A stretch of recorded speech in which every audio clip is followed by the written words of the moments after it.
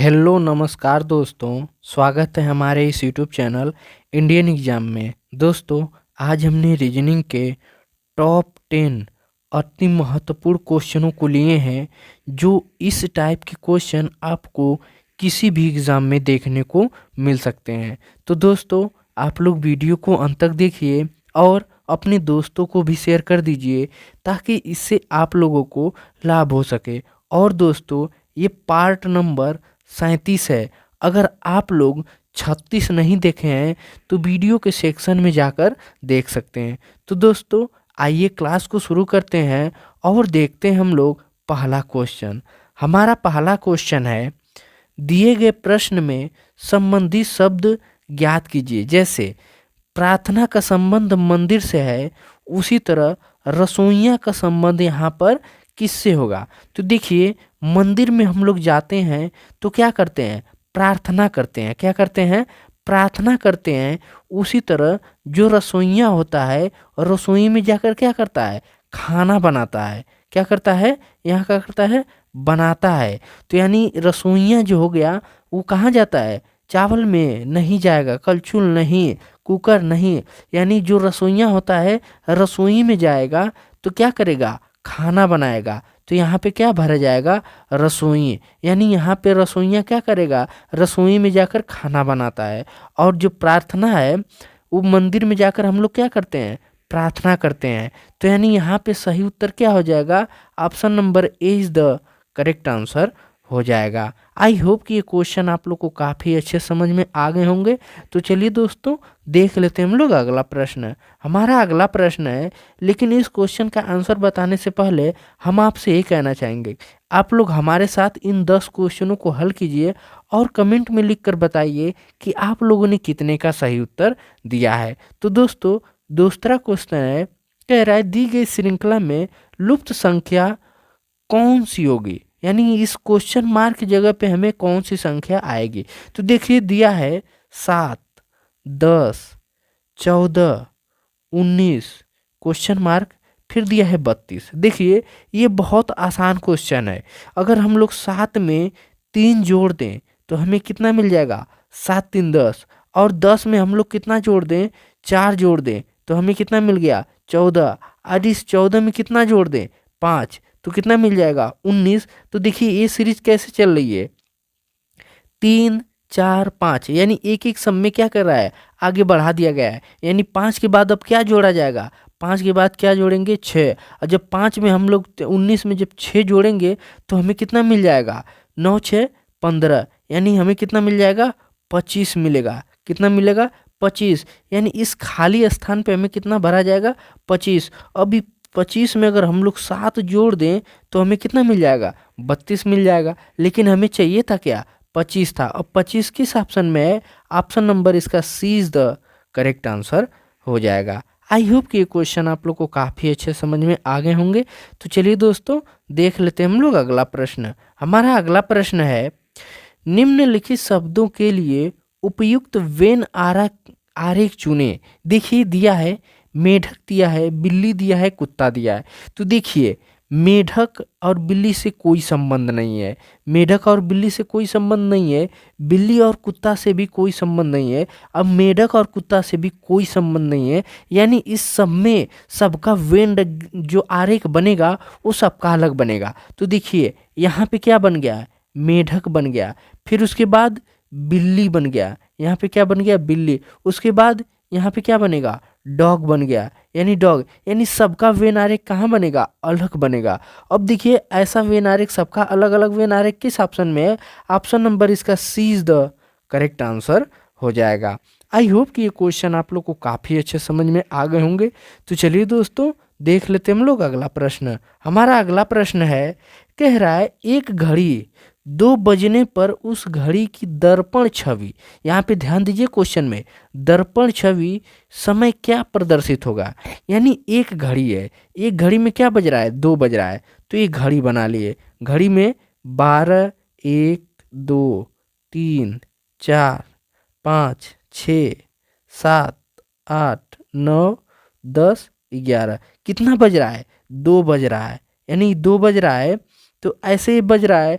तो उसी तरह जब यहाँ पे हम लोग शीशा के सामने इसको ले जाएंगे यानी दर्पण के सामने ले जाएंगे तो कैसा हो जाएगा, तो यहाँ पर भी एक हम बना देते हैं। तो 12, 1, 2, 3, 4, 5, 6, 7, 8, 9, 10, 11, यानी जब हम लोग इसको शीशा के सामने ले जाएंगे तो देखिए 2 बज रहा है, तो यानी जो छोटी सुई है इधर आ जाएगी, यानी 10 के सामने चली जाएगी और बड़ी सुई 12 पे रहेगी। तो कब क्या बजेगा, यानी यहाँ पे 2 बज रहा है, यहीं दर्पण के सामने हम लोग जाएंगे तो कितना बजेगा, 10 बजेगा। अब 10 किस ऑप्शन में है, ऑप्शन नंबर इसका D is the correct answer हो जाएगा। आई होप कि ये क्वेश्चन आप लोग को काफ़ी अच्छे समझ में आ गए होंगे। तो चलिए दोस्तों देख लेते हैं हम लोग अगला प्रश्न। हमारा अगला प्रश्न है, दिए गए प्रश्न में संबंधित संख्या ज्ञात कीजिए। जैसे यहाँ पे क्या दिया है, 36 है, तो 36 का संबंध 9 से है, तो कैसे है। उसी तरह इस क्वेश्चन मार्क की जगह पे हम लोग क्या रखेंगे कि 16 का संबंध निकल जाएगा। तो देखिए ऐसे क्वेश्चन को हल करने के लिए थोड़ा सा आप लोग इस क्वेश्चन पे ध्यान दीजिए। अगर ध्यान देंगे तो आप लोग खुद से बना सकते हैं। तो देखिए ये क्या है, 36 है ना, अगर 36 बटे हम लोग 4 कर दें तो कितना मिलेगा, 4 एकम 4 और 4 नवा 36, तो कट के कितना मिल गया, 9 मिला। तो यहीं पे क्या है, 9 भरा गया है। उसी तरह अब इस ऑप्शनों में से हम लोग देखेंगे कौन सा 4 से कट जाएगा। अगर हम लोग 80 को रखेंगे, अगर हम लोग 80 को 4 से काटेंगे तो कितना मिलेगा, 4 दूना के 8 यानी 20 मिलेगा। तो यहाँ पे दिया 16, यानी ये इस पे फॉलो नहीं करेगा। अब लेंगे हम लोग दूसरा ऑप्शन। जब हम लोग दूसरा ऑप्शन अगर हम लोग 64 को ले लें तो यहाँ पे क्या रखेंगे, 64 बटे 4। अगर हम लोग इसको काटेंगे तो 16 चौको क्या मिल गया, 64, यानी यहाँ पे हमारा क्या मिल गया, 16 मिल गया। तो इसलिए इसका सही उत्तर D is the correct answer हो जाएगा। आई होप कि ये क्वेश्चन आप लोग को काफ़ी अच्छे समझ में आ गए होंगे। तो चलिए दोस्तों देख लेते हैं हम लोग अगला प्रश्न। हमारा अगला प्रश्न है, कह रहा है एक विशेष कोड में न्यूटेशन और न्यूटेशन को यानी इस NEWTON को NOT लिखा जाता है, तो पास्कल को उसी कोड के किस प्रकार में लिखा जाएगा। यानी न्यूटन को हम लोग इस तरह लिख सकते हैं, तो पास्कल को क्या लिखा जा सकता है। तो देखिए पहले हम लोग इसको बनाते हैं। तो क्या दिया है,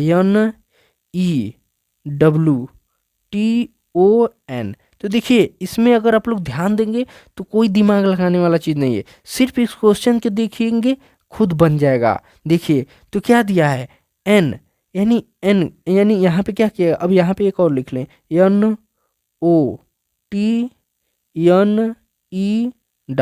तो थोड़ा सा इसमें ध्यान दीजिए। देखिए इस W को यहाँ पे कर दिया है, E को यहाँ पे कर दिया है, N को यहाँ पे कर दिया है, उसी तरह O को यहाँ पे कर दिया है, T को यहाँ पे कर दिया है और N को यहाँ पे कर दिया। यानी यहाँ का जो ये 3 अक्षर है इनको उठाकर पहले में कर दिया है और ऊपर वाले का 3 अक्षर पहले वाला उठाकर क्या कर दिया है, आखिरी में कर दिया है। उसी तरह पास्कल PASCAL, यानी क्या कीजिए कि इस तीनों क्वेश्चन यानी ये जो तीनों ये यहाँ का तीनों है ना, इसको उठाकर आगे कर दीजिए तो हमें मिल जाएगा LAC। और फिर इसको उठाकर पीछे कर दीजिए तो SAP, यानी LAC यानी LAC किस ऑप्शन में है, तो ऑप्शन नंबर इसका D is the correct answer हो जाएगा। आई होप कि ये क्वेश्चन आप लोग को काफ़ी अच्छे समझ में आ गए होंगे। तो चलिए दोस्तों देख लेते हैं हम लोग अगला प्रश्न। हमारा अगला प्रश्न है, कह रहा है मनु के पिता की बहन का बेटा राजू है, मनु का राजू से क्या रिश्ता है। तो देखिए यहाँ पे एक क्वेश्चन आप लोग ये ऑप्शन को सही कर लीजिए। यहाँ पे हो जाएगा ममेरी भाई यानी ममेरी बहन या भाई होगा, इस ऑप्शन को करेक्ट कर लीजिए। तो ये ऑप्शन इसका सही है। ठीक, तो क्या कह रहा है, मनु के पिता, यानी यहाँ पे क्या है, मनु के पिता, यानी मनु के पिता को हम प्लस से कर देते हैं, ये क्या हो गए, पिता हो गए। मनु के पिता की बहन, यानी मनु के पिता की बहन है, यानी ये क्या है, पिता की ये बहन है। कौन है, ये बहन है। अब बहन का एक बेटा राजू है, यानी ये क्या है, इस बहन का बेटा जो है राजू, यानी क्या है, राजू है। राजू है तो पूछा है मनु का राजू से क्या रिश्ता है। तो देखिए मनु यहाँ पे है इसके पिता की बहन, यानी इसके पिता की बहन, यानी मनु की ये क्या लगेगी, बुआ। यानी मनु की क्या है, ये बुआ है, यानी उसका लड़का क्या लगेगा, मैं मेरी बहन, यानी बुआ पूछा है ना। तो राजू जो है ना, इसका जो राजू जो है, मनु जो है राजू को क्या लगेगा, मैं मेरी बहन भाई लगेगा, क्या लगेगा, मैं मेरी भाई लगेगा। इसलिए इसका सही उत्तर ए इज द करेक्ट आंसर हो जाएगा। आई होप कि ये क्वेश्चन आप लोग को काफ़ी अच्छे समझ में आ गए होंगे। तो चलिए दोस्तों देख लेते हैं हम लोग अगला प्रश्न। हमारा अगला प्रश्न है, कह रहा है समीर का स्थान 41 लड़कों के वर्ग के ऊपर में 15वां है, तो नीचे से उसका स्थान कौन सा होगा। देखिए इसको हल करने से के लिए बहुत आसान ट्रिक है, मैं आप लोग को बता दे रहा हूँ। देखिए समीर का स्थान कितना है, 41, तो 41 और ऊपर से कितना है 15वां, -15 हो गया। नीचे से पूछा है ना, तो +1 कर दीजिए, ठीक, +1 कर दीजिए। अब देखिए 41 में से 15 घटाएंगे तो हमें कितना मिलेगा, 26, और 26 + 1 बराबर कितना हो जाएगा, 27। यानी उसका स्थान कौन सा होगा, 27वां होगा। कौन सा होगा, 27वां होगा। अब 27वां किस ऑप्शन में है, ऑप्शन नंबर इसका 20 द करेक्ट आंसर हो जाएगा। आई होप कि ये क्वेश्चन आप लोग को काफ़ी अच्छे समझ में आ गए होंगे। तो चलिए दोस्तों देख लेते हैं हम लोग अगला प्रश्न। हमारा अगला प्रश्न है, कह रहा है कथन को पढ़ें और दिए गए विकल्प में से निष्कर्ष को चुनें। तो देखिए कथन दिया है हमारा पहला, कह रहा है सभी फाइलें कागज है, यानी क्या है, ये सभी ये क्या है, फाइल है। सभी फाइल क्या है, कागज है, यानी फाइल के अंदर ही हमारा क्या है, कागज, यानी ये क्या हो गया, कागज। फिर कह रहा है सभी कागज लुगदी हैं, यानी जो ये कागज हैं सभी ना, ये क्या है, लुगदी है, जिसको एल से डिनोट करते हैं। ठीक, ये तो हमारा वेन डायग्राम बन गया। अब हम लोग निष्कर्ष देखते हैं। निष्कर्ष क्या है, सभी फाइलें लुगदी हैं, यानी लुगदी के अंदर सभी फाइलें हैं, तो यानी हमारा पहला जो है ये सही हो जाएगा। दूसरा क्या है निष्कर्ष, कह रहा है कुछ लुगदी कागज हैं, यानी कुछ लुगदी, यानी ये लुगदी हैं और ये कागज है। सही बात है, क्योंकि लुगदी के अंदर ही सभी है, तो यानी कुछ लुगदी कागज हो सकते हैं, तो यानी हमारा ये भी क्या है, सही हो जाएगा। यानी कह रहा है आप इसमें हमारा निष्कर्ष दोनों क्या है, सही है। तो दोनों निष्कर्ष 1 और 2 दोनों क्या करते हैं, तर्क संगत हैं, यानी इसका सही उत्तर सी इज द करेक्ट आंसर हो जाएगा। आई होप कि ये क्वेश्चन आप लोग को काफ़ी अच्छे समझ में आ गए होंगे। तो चलिए दोस्तों देख लेते हैं हम लोग अगला प्रश्न। हमारा अगला प्रश्न है, यदि दर्पण में यमयन पर रखा हो तो निम्न चित्र का दर्पण छवि क्या होगी। यानी देखिए ये यहाँ पे चित्र रखा गया है, यानी यहाँ पे एक शीशा दर्पण रखा गया है, तो जब इसकी आकृति यानी इसको छवि यानी दर्पण में छवि देखना है, तो देखिए इसका जब छवि देखेंगे तो क्या मिलेगा, टी है तो टी उल्टा हो जाएगा, ए भी उल्टा हो जाएगा, और जो यल है ना इस शेप में बनेगा। तो यानी इस शेप में जब इसको शीशा के नीचे पास रखेंगे तो इसका छवि इस प्रकार से बनेगा, यानी छवि इस प्रकार से बनेगा। अब ऐसा आकृति किस ऑप्शन में दिखाई दे रहा है, ऑप्शन नंबर इसका ए इज द करेक्ट आंसर हो जाएगा। आई होप कि ये क्वेश्चन आप लोग को काफ़ी अच्छे समझ में आ गए होंगे। तो दोस्तों ये रहे रीजनिंग के 10 अति महत्वपूर्ण क्वेश्चन, जो इस टाइप के क्वेश्चन आपको किसी भी एग्जाम में देखने को मिल सकते हैं। मिलेंगे हम लोग अगले वीडियो में, तब तक के लिए जय हिंद, वंदे मातरम।